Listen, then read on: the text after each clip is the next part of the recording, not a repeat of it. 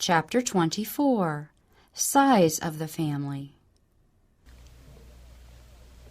There are parents who, without consideration as to whether or not they can do justice to a large family, fill their houses with these helpless little beings who are wholly dependent upon their parents for care and instruction. This is a grievous wrong, not only to the mother, but to her children and to society. Parents should always bear in mind the future good of their children. They should not be compelled to devote every hour to taxing labor in order to provide for the necessities of life.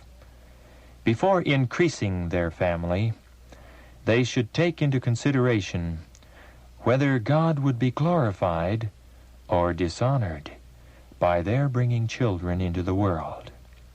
They should seek to glorify God by their union from the first, and during every year of their married life.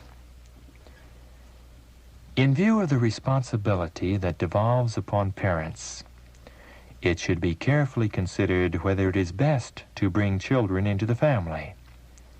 Has the mother sufficient strength to care for her children? And can the father give such advantages as will rightly mold and educate the child? How little is the destiny of the child considered? The gratification of passion is the only thought, and burdens are placed upon the wife and mother which undermine her vitality and paralyze her spiritual power.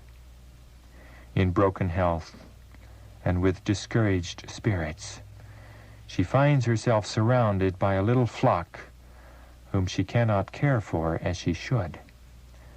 Lacking the instruction they should have, they grow up to dishonor God and to communicate to others the evil of their own natures.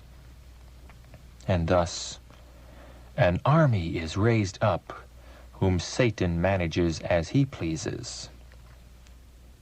God would have parents act as rational beings and live in such a manner that each child may be properly educated, that the mother may have strength and time to employ her mental powers in disciplining her little ones for the society of the angels. She should have courage to act nobly her part and to do her work in the fear and love of God, that her children may prove a blessing to the family and to society. The husband and father should consider all these things, lest the wife and mother of his children be overtaxed and thus overwhelmed with despondency. He should see to it that the mother of his children is not placed in a position where she cannot possibly do justice to her numerous little ones, so that they have to come up without proper training. Parents should not increase their families any faster than they know that their children can be well cared for and educated. A child in the mother's arms from year to year is a great injustice to her. It lessens and often destroys social enjoyment and increases domestic wretchedness. It robs their children of that care, education, and happiness which parents should feel it their duty to bestow upon them. Counsel to parents of a large family. The question to be settled by you is, am I raising a family of children to strengthen the influence and swell the ranks of the powers of darkness, or am I bringing up children for Christ? If you do not govern your children and mold their characters to meet the requirements of God, then the fewer children there are to suffer from your defective training, the better it will be for you, their parents, and the better it will be for society. Unless children can be trained and disciplined from their babyhood by a wise and judicious mother, who is conscientious and intelligent, and who rules her household in the fear of the Lord, molding and shaping their characters to meet the standard of righteousness, it is a sin to increase your family. God has given you reason, and he requires you to use it.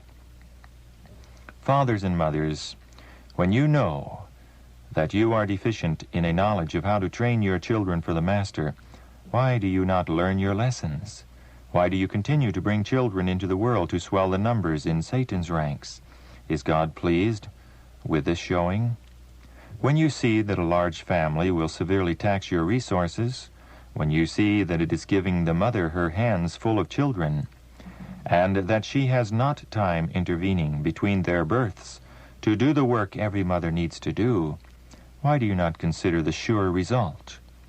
Every child draws upon the vitality of the mother, and when fathers and mothers do not use their reason in this matter, what chance is given to parents or children to be properly disciplined? The Lord calls upon parents to consider this matter in the light of future eternal realities. Economic considerations. Parents should calmly consider what provision can be made for their children. They have no right to bring children into the world to be a burden to others. Have they a business that they can rely upon to sustain a family so that they need not become a burden to others?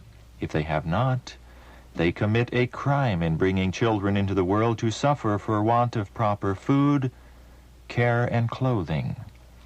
Those who are seriously deficient in business tact and who are the least qualified to get along in the world generally fill their houses with children, while men who have ability to acquire property generally have no more children than they can well provide for.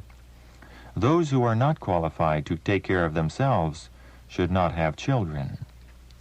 How perplexity is sometimes brought to the church. Many who can but barely live when they are single choose to marry and raise a family when they know they have nothing with which to support them. And worse than this, they have no family government. Their whole course in their family is marked with their loose, slack habits. They have but little control over themselves and are passionate, impatient, and fretful. When such embrace the message, they feel that they are entitled to assistance from their more wealthy brethren, and if their expectations are not met, they complain of the church and accuse them of not living out their faith. Who must be the sufferers in this case? Must the cause of God be sapped and the treasury in different places exhausted to take care of these large families of poor? No. The parents must be the sufferers. They will not, as a general thing, suffer any greater lack after they embrace the Sabbath than they did before. How missionary service may be restricted.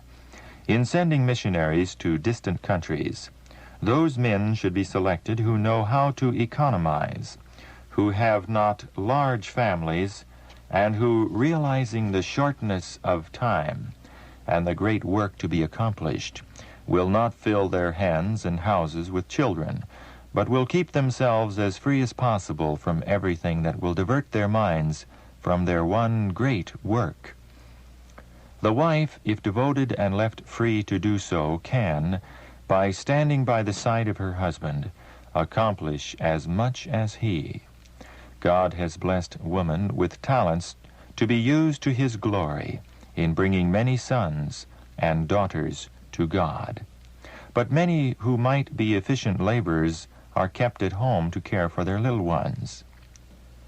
We want missionaries who are missionaries in the fullest sense of the word, who will put aside selfish considerations and let the cause of God come first, and who, working with an eye single to his glory, will keep themselves as minutemen to go where he shall bid, and to work in any capacity to spread the knowledge of the truth.